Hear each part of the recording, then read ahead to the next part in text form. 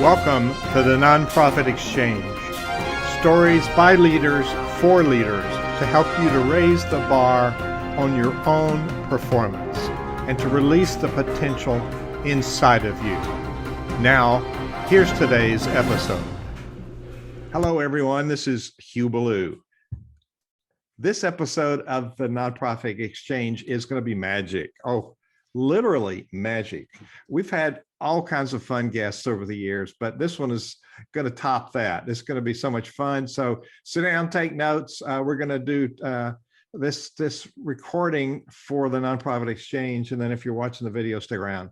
We got some surprises for you. So Joe M. Turner Magic is our guest today. He knows a lot about nonprofits. He knows a lot about a number of topics. So Joe, tell people about yourself and how did you end up doing what you do and why? What is your passion? So Joe, tell us about yourself.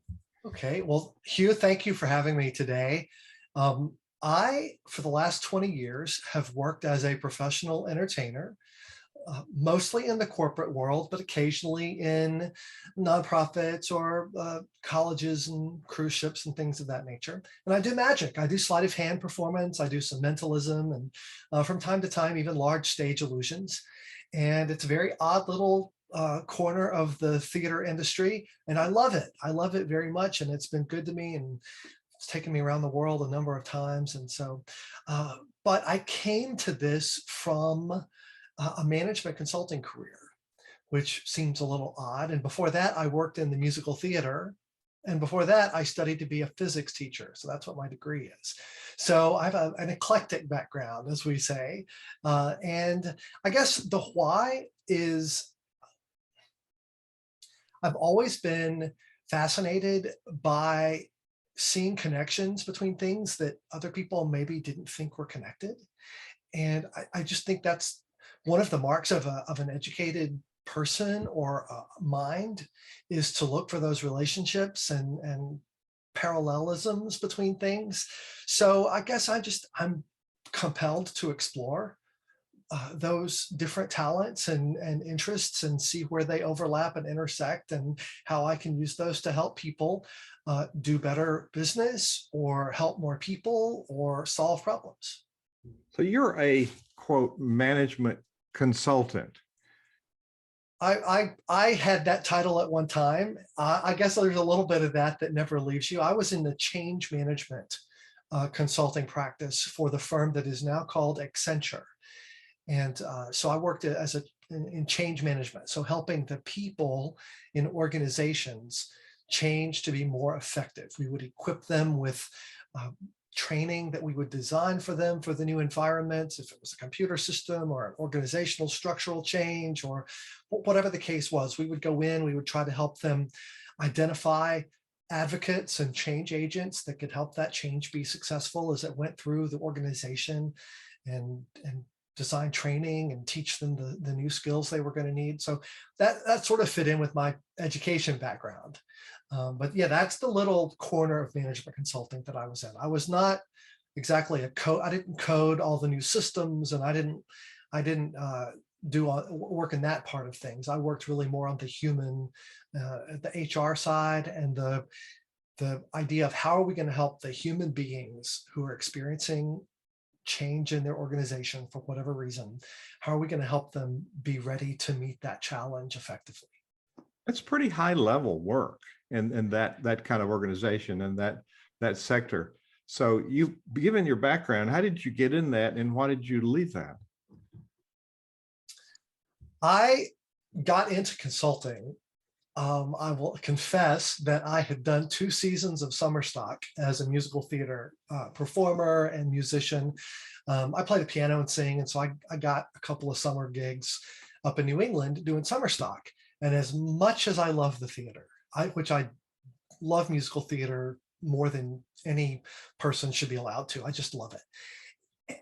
I did realize that while I have some talents, I don't have the top 1% of 1% of 1% talents of people in that world. And so the idea that I was going to make a living in the musical theater, that was going to be a challenge that I wasn't sure that I was physically capable of doing.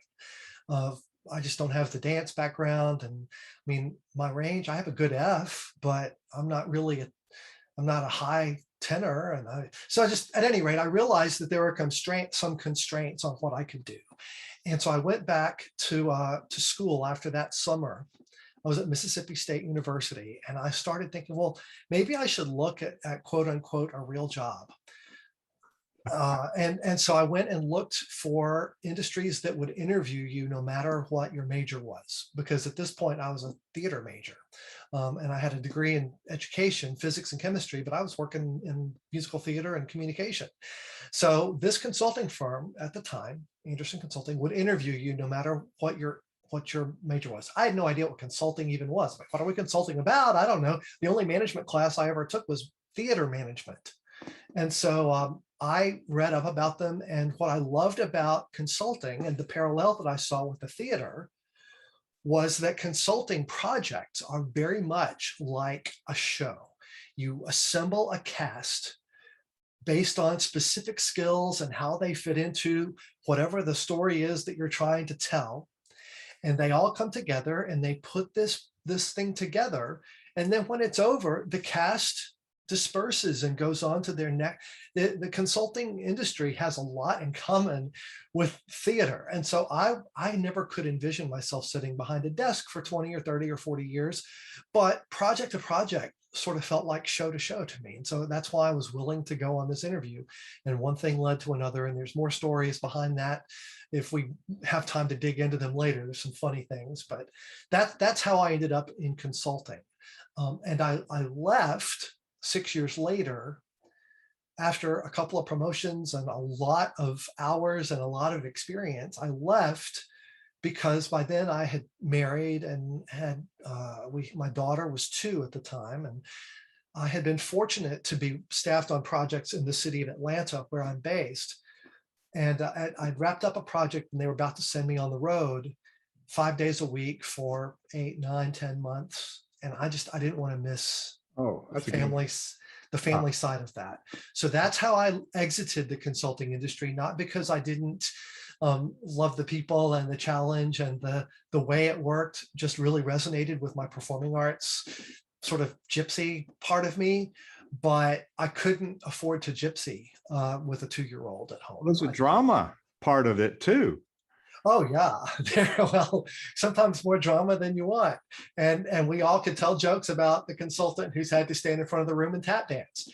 So yeah, there's a lot of showbiz but I don't mean that in the negative sense. I mean, I should say there's a lot of show business and theater in business anyway.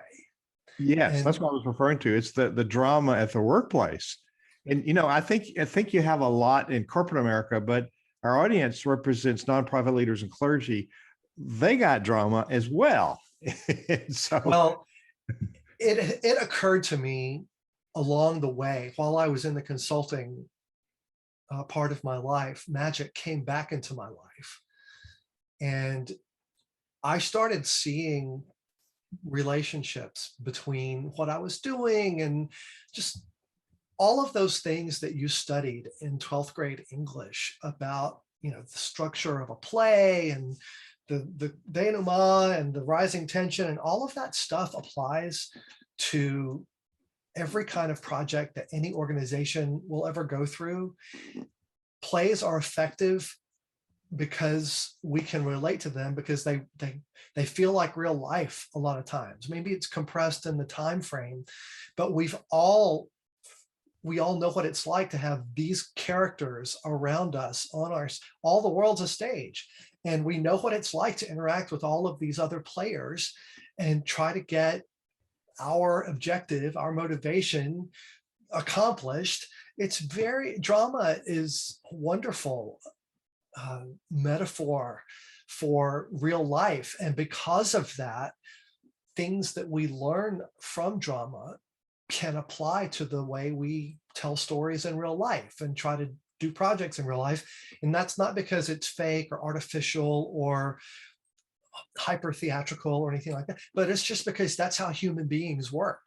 That's how our psychology works. That's how we perceive the storytelling process. And so if we're really good at that, then it has benefits for the way that we sell products or get people to, buy into our advocacy of our issue, or support whatever it is we're trying to accomplish, or help us along the way, whether it's employees, students, donors, supporters, all of these. We're all on stage, we all have audiences, we're all trying to tell our stories effectively. And so there are wonderful lessons from the theater that can apply to that. Well, and a lot of leaders I've seen get spooked by the what ifs of the drama, and are very apprehensive, when if they just relaxed and paid attention to what's going on, it might be a whole new ball game. Now, your work, you're a pianist, you're a singer, you're a performer, you're a consultant. You're also very gifted at speaking. I mean, you're a public speaker as well. So how did you end up connecting the magic and the illusionary pieces with the corporate leadership? And you've also done some magic with nonprofit organizations and fundraising, haven't you? Yes,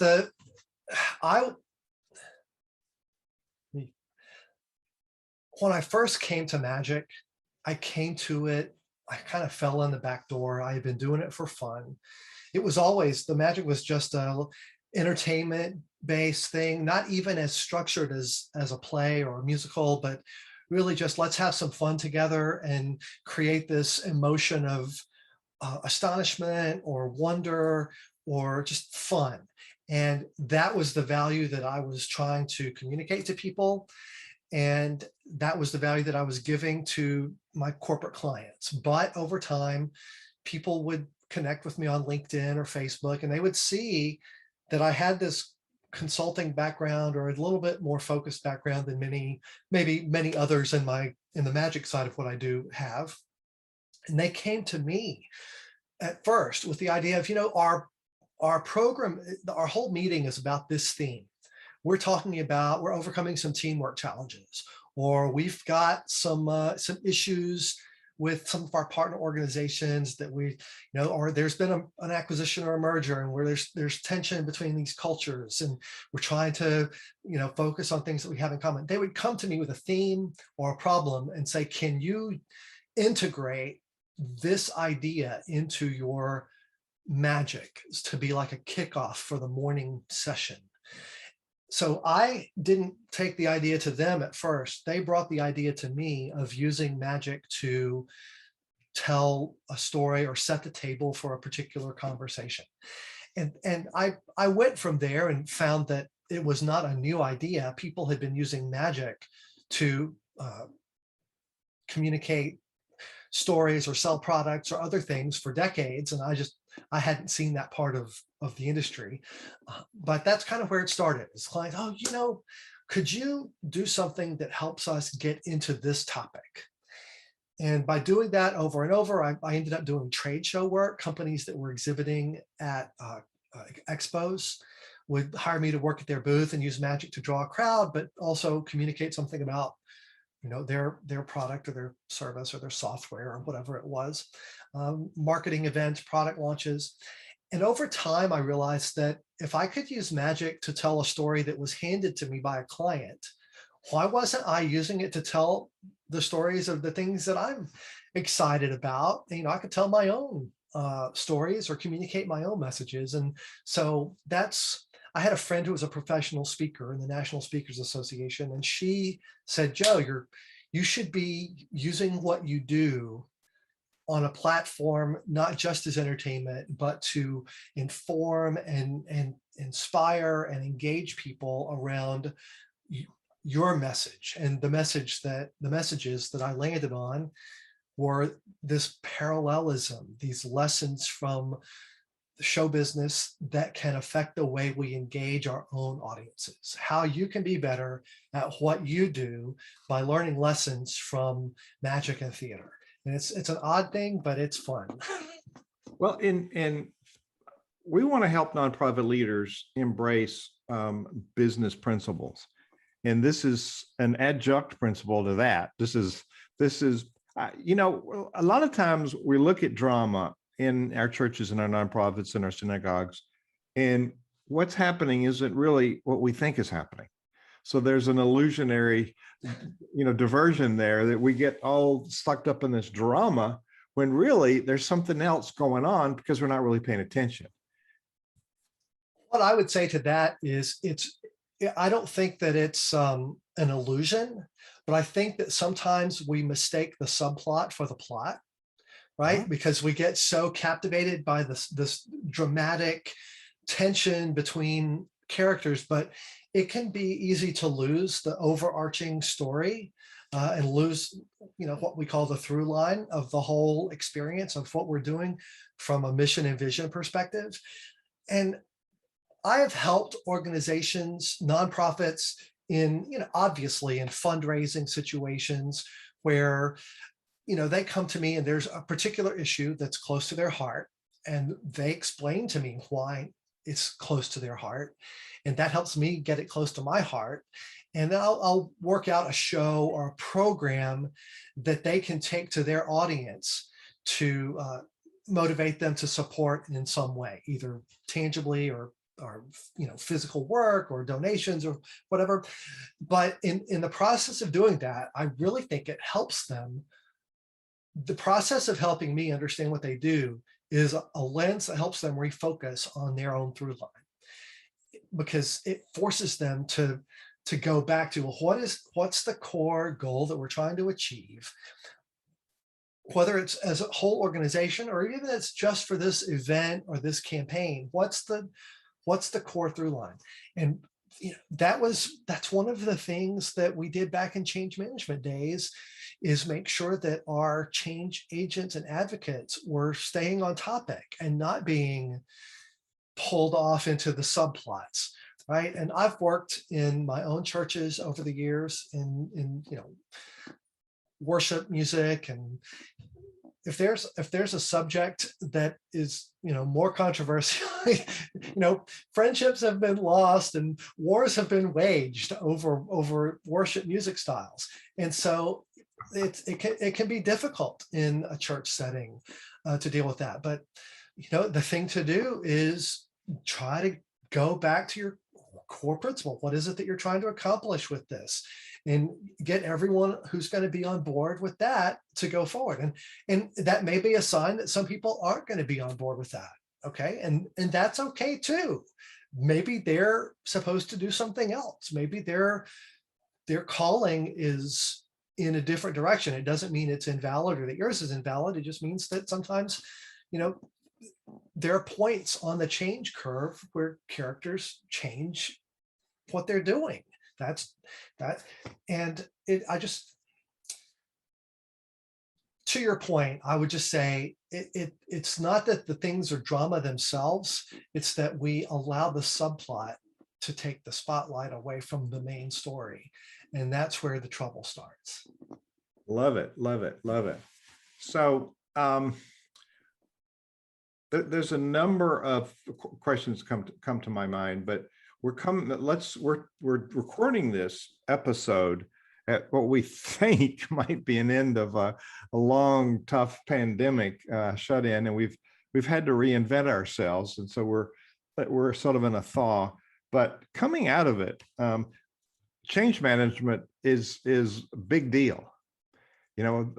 Nothing is going to. Some people, I heard people the other day talk about some organization be glad when we get back to normal, and I don't think that's ever going to happen. From my humble standpoint, I don't even think we're going to have a new normal. I think it's got to be a new radical, because we've learned a whole lot. So from where you sit and what you do with organizations and with leaders, how will that impact what you're doing? And what advice do you have? We have nonprofit leaders and clergy watching this today, and they're looking for some magic, but they're really looking for some inspiration. What do we do to get these people on board? So how would you, as a change management, I would say expert, but a resource, you've done this for a long time. What would be your thoughts for people?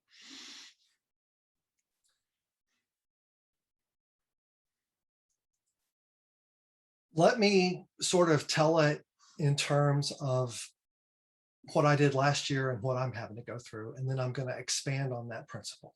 Love it. I was on a ship performing in the South China Sea in February of 2020. When the ports closed all around us and we were at sea for almost 2 weeks, did not know where we were going to end up stopping. All of our original ports were no longer available. We had no idea where we were going to land. And a port opened up, and we ended up going to Singapore, which was not part of my itinerary. And I got off the ship, got on a plane, and came back to Atlanta. And so this is mid-February of last year, a month before everything changed here in the United States. So I did have about a month head start on thinking about what things were going to be like.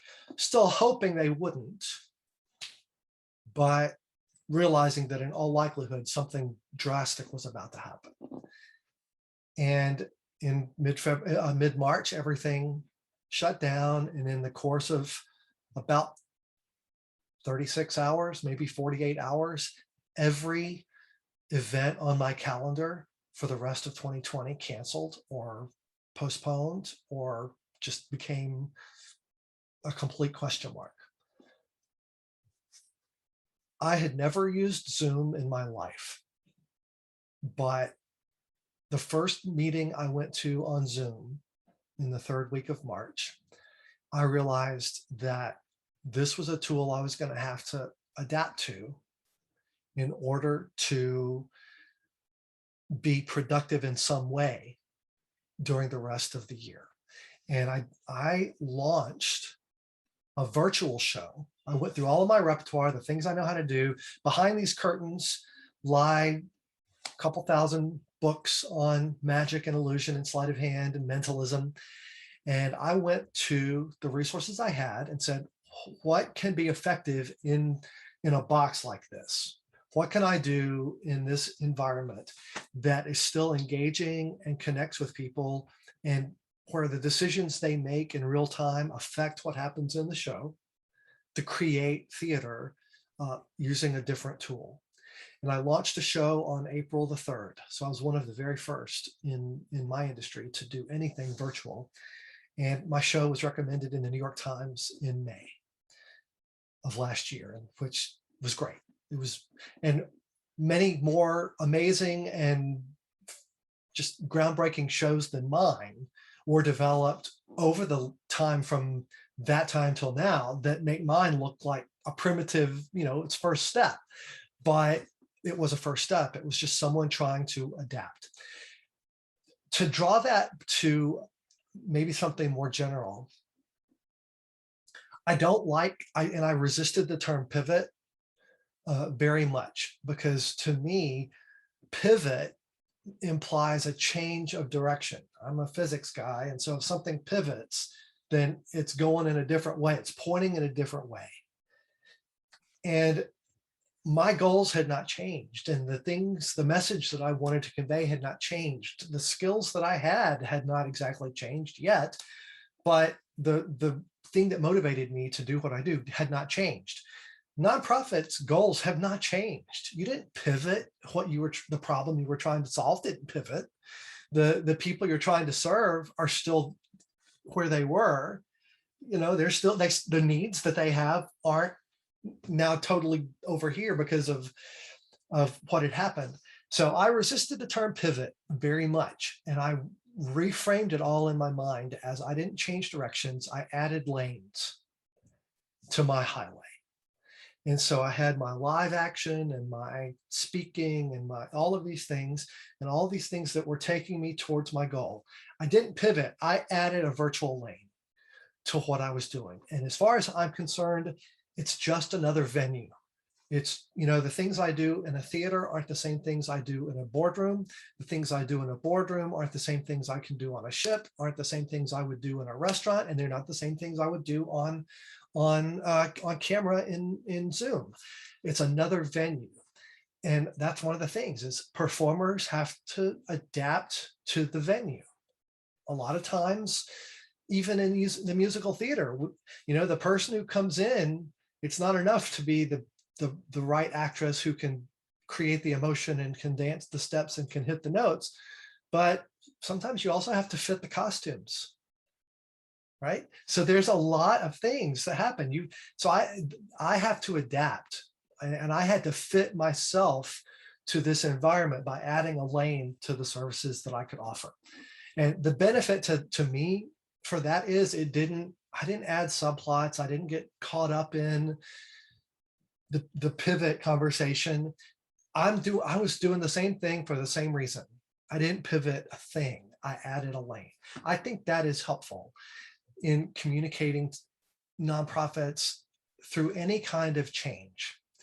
It's not exactly about changing direction. It's about changing methodology and maybe adding skills. So you're not taking anything away from anybody. You're not leaving people behind, but sometimes you have to add a lane to what you're doing in order to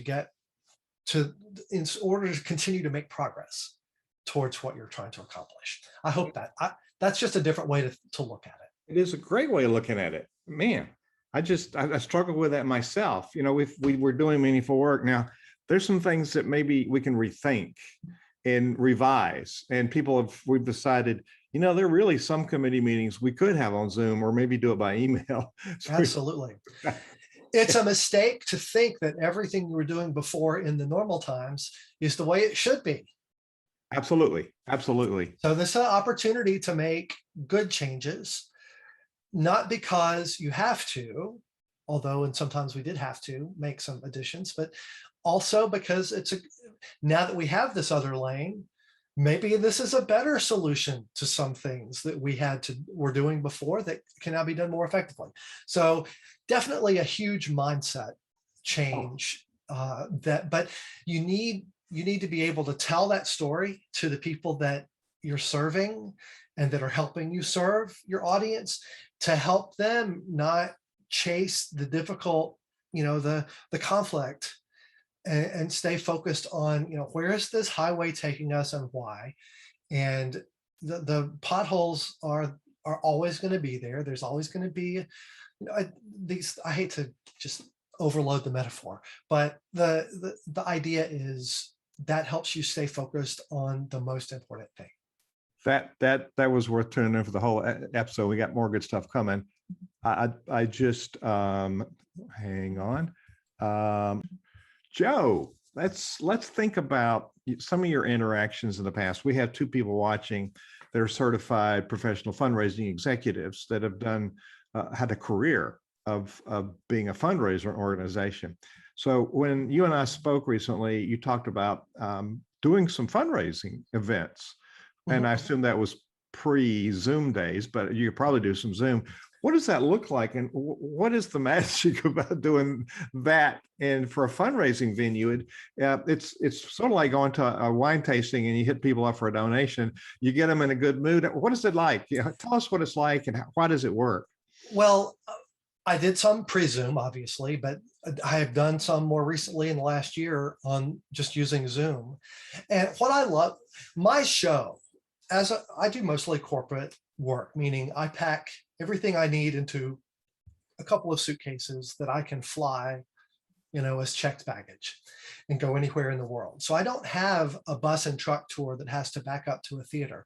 I can set up my show in a hotel ballroom or in an event space or in a church, auditorium or fellowship hall. I mean, I've been in, you name it, any kind of strange restaurant room.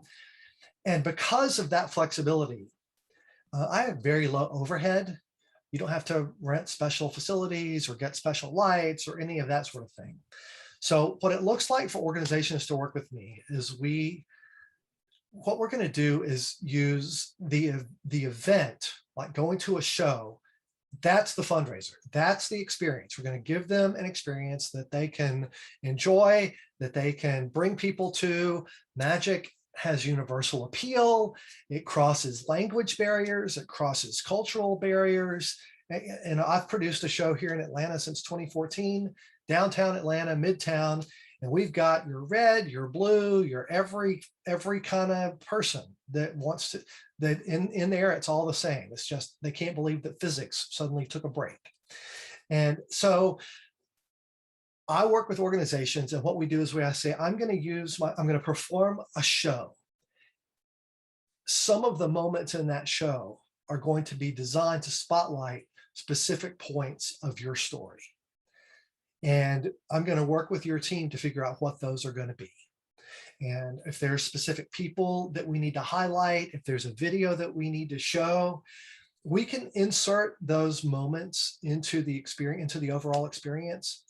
But even if we don't make a pitch for, an additional donation, all of those things can be put in. But at the very least, they bought a ticket, and you've created, I'm going to get paid out of that money. So this is a way that organizations, we can share the money that is raised for that event. They get money without having to invest in any kind of software system or use their own, it's just, they're going to use their own things that they already do, their own communications, their own social media to promote this event. And then it can happen on Zoom and nobody has to rent a theater, or it can happen in real life and we just do it at your church or at your venue, or maybe a school or someplace is willing to donate the space. So there's a lot of different paths within that it can take as to how we make it happen. But the idea is the show itself becomes this experience that people have bought and paid for that generates its own revenue. And then we can use that to point toward a fundraising campaign or to recognize donors that need some spotlight and that we want to show love and gratitude to. And there's a lot of different elements that can go into that experience itself. So that's how it works. I work with you the same way I would work with a client that I wanted to represent them at their product launch or at their trade show and sell their widgets. I want to understand, well, who's going to be at this trade show and why do we want to sell them these widgets? And helping me understand that helps me create a show that accomplishes that. It's a similar process. I want to understand the story of the people that you serve and why, and use this dramatic art to help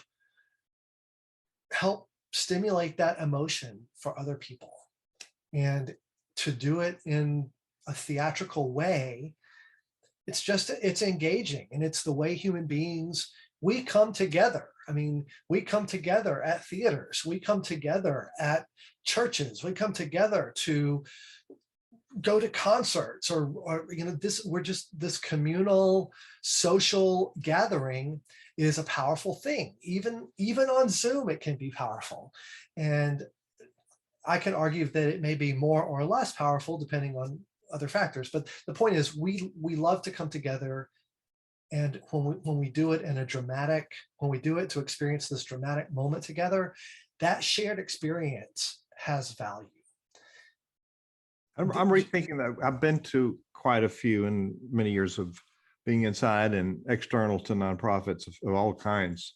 And that includes church fest. And we get too much in a rut. These are the expectations. Sometimes they're a little too stuffy, sometimes a little too formal. Sometimes people go because out of a sense of obligation. What you're helping me rethink is we don't tell our story enough. We assume people know the story. And we really need to go back and speak about the why and give a refresh, and then give people a fresh start for reigniting their passion for it. And I'm seeing you interact in my mind with an audience and having a lot of fun doing it. And people like to have fun. Well, what I will add, just to put a bow on the subject, is the reason magic works is that it's a pattern interrupt. It surprises you, but in a way that the world stops working the way you expect for a moment, and you're delighted by this sudden change, this new thing that didn't happen the way you expected. And that's what salespeople use to get people to remember. That's how we remember. We remember the moments that stick out from the background noise, right? It's very difficult to remember everything that's down inside just the regular noise, but those moments that stick out, those are our signposts. Those are our guideposts for what we remember and how we tell the story. Magic by nature is surprising. It is unusual. It is outside the ordinary experience. Besides just doing a show, it's a show that makes the world look and feel different than you expect. That is an automatic pattern interrupt. And tying a message to that is a very good way to ensure that it will be remembered longer than a message that was just more of the same.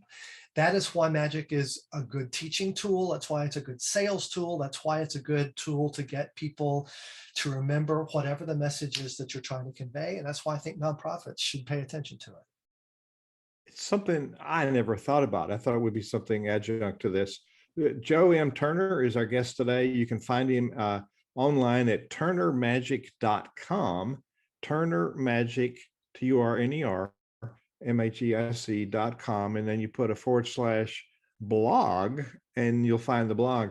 What will people find when they go to your website and your blog? What are some things they'll find? They will read things that occurred to me when I'm late for a plane, or when I make a mistake and realize I can learn something from it.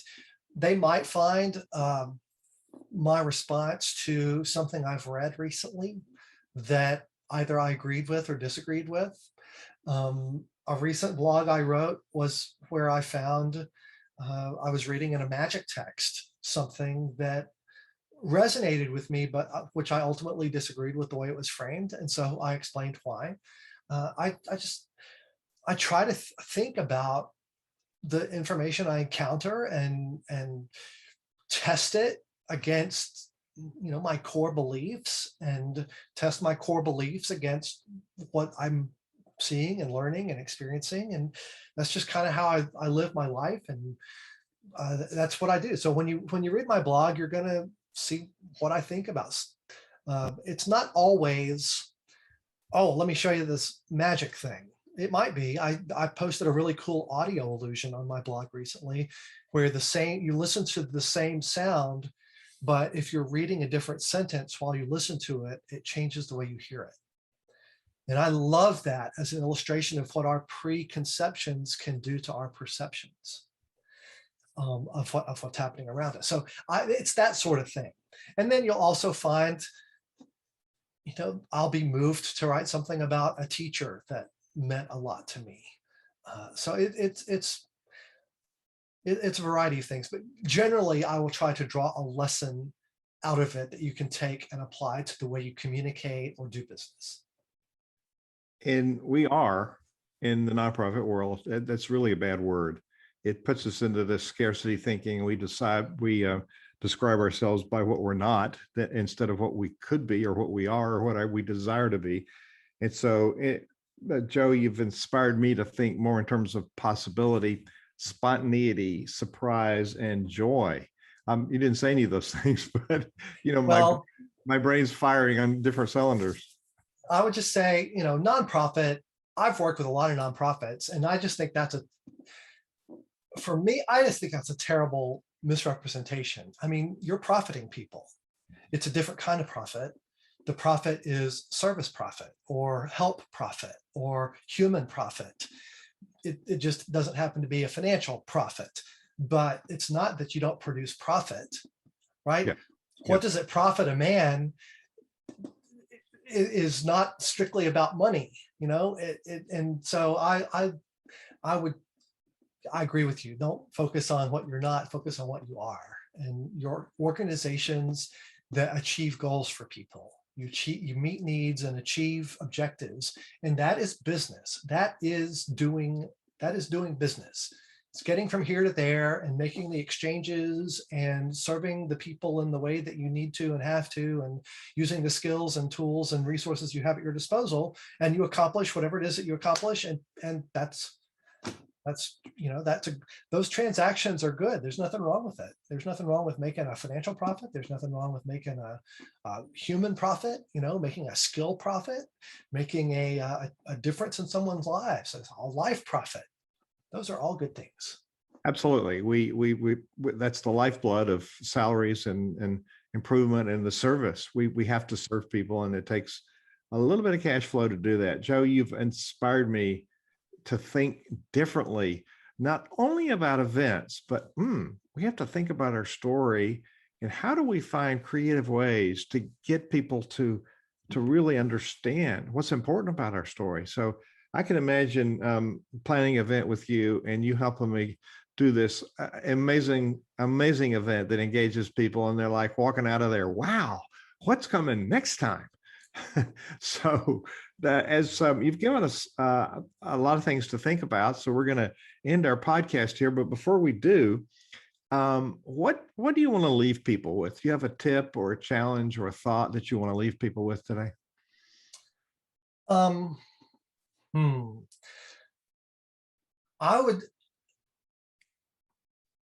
going to go in a different direction with this because I shared this on my Twitter today.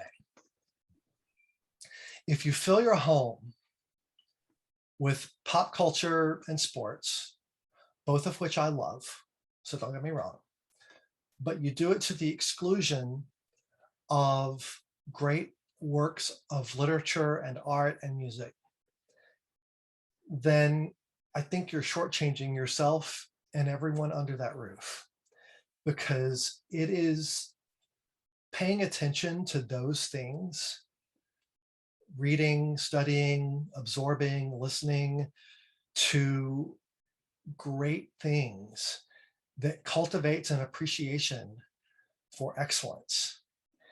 And that's kind of my heart right now, is challenging everyone to cultivate an appreciation for excellence in themselves. And don't shame other people about what they're doing or not doing, but just by virtue of the example you set, challenge people to raise the level of their heart and their intellect and their thoughts. And I think that if I had to give anyone a tip, it's not a business tip.